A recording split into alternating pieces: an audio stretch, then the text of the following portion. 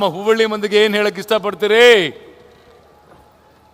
ಅಕುಲಣ್ಣ, ಈ ಮಣ್ಣಲ್ಲಿ ಎಷ್ಟು ಪವರ್ ಇದೆ ಅಂದರೆ, ಈ ಮಣ್ಣಲ್ಲಿ ಕಾಲಿಟ್ಟ ತಕ್ಷಣ ನಿನ್ನ ಮೀಸೆ ಯಾವಾಗಲೂ ತಿರುಗಿಸ್ತಾನೆ ಇದೆಯಾ, ಅದು ಗಂಡು ಮಟ್ಟಿದ ನಾಡಿಗಿರೋ ಪವರು.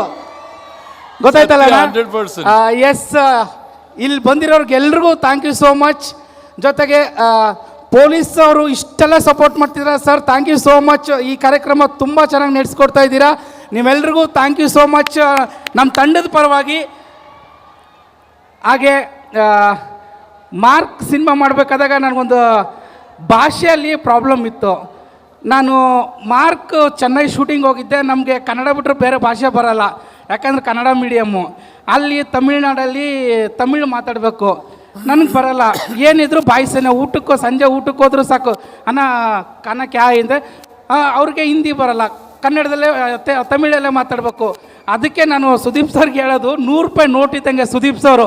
ಆ ನೋಟಲ್ಲಿ ಎಷ್ಟು ಭಾಷೆ ಇದೆ, ಎಲ್ಲ ಭಾಷೆನೂ ಮಾತಾಡ್ತಾರೆ. ತೆಲುಗುಗೆ ಹೋದ್ರೆ ತೆಲುಗು, ಕನ್ನಡಕ್ಕೆ ಬಂದರೆ ಕನ್ನಡ, ತಮಿಳಿಗೆ ಹೋದ್ರೆ ತಮಿಳು, ಮಲಯಾಳಂಗೆ ಹೋದ್ರೆ ಮಲಯಾಳಮು. ಅದಕ್ಕೆ pan India star, super star Kichcha Sudeep sir ಸಿನಿಮಾದಲ್ಲಿ ನಾನೊಂದು ಪಾತ್ರ ಮಾಡಿದ್ದೀನಿ ಅಂತ ಹೇಳ್ಕೊಳ್ಳೋಕ್ಕೆ ತುಂಬ ಹೆಮ್ಮೆ ಅನಿಸುತ್ತೆ.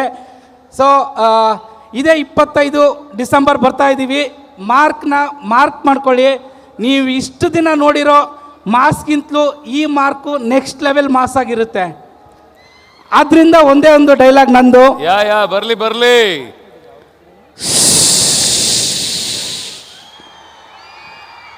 ಮಾರ್ಕ್ ಬಗ್ಗೆ ಮಾತಾಡುವಾಗ ಮನ್ಸು ಒಳಗಡೆನೆ ಮಾತಾಡ್ಕೋಬೇಕು.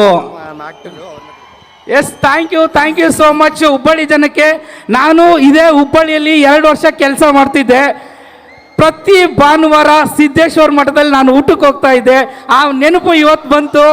ಸೊ ಈ ಮಣ್ಣಿನ ಅನ್ನ ತಿಂದಿದ್ದೀನಿ, ಈ ಮಣ್ಣಿಗೆ ಆಫ್ಟರ್ ಲಾಂಗ್ ಟೈಮ್ ಬಂದಿದ್ದೀನಿ. ನಿಮ್ಮ ಪ್ರೀತಿ ನಮ್ಮ ಸಿನಿಮಾದ ಮೇಲೆ ಇರಲಿ ಅಂತ ಕೇಳ್ಕೊಳ್ತಾ ಇದ್ದೀನಿ. Thank you so much. December 25 mark ಮಾಡ್ಕೊಳ್ಳಿ. ಅಪ್ಪ ಡೈಲಾಗ್ ಹೇಳ್ತೀನಿ ಅಂತ ಅಂದ್ಬಿಟ್ರೆ ಮಾರ್ಕ್ ಬಗ್ಗೆ ಮಾತಾಡ್ಬೇಕಾ? ಡೈಲಾಗ್ ಬರ್ಲಿ, ಅದನ್ನೇ ಹೇಳ್ತಾನ. ಕೇಳಿಸ್ಕೊಡಿಲ್ಲ ಅಣ್ಣ. ಅದೇ ಜೋರಾಗಿ.